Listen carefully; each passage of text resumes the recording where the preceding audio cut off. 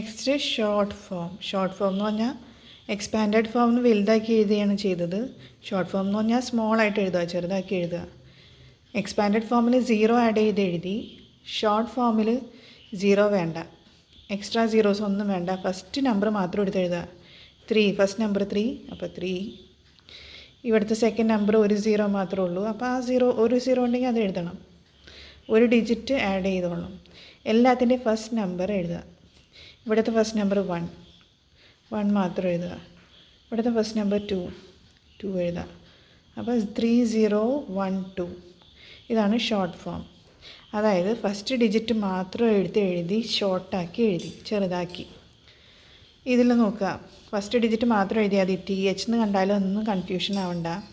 First digit short form എന്ന് പറഞ്ഞാൽ first digit 4, then 5,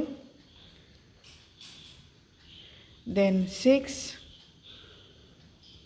then 7. ഇങ്ങനെയാണ് ഷോർട്ട് ഫോം എഴുതുന്നത്.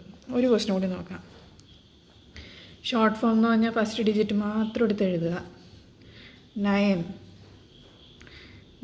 എടുത്തെഴുതി. 7,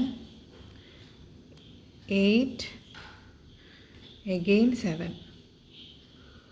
Okay, this is a short form.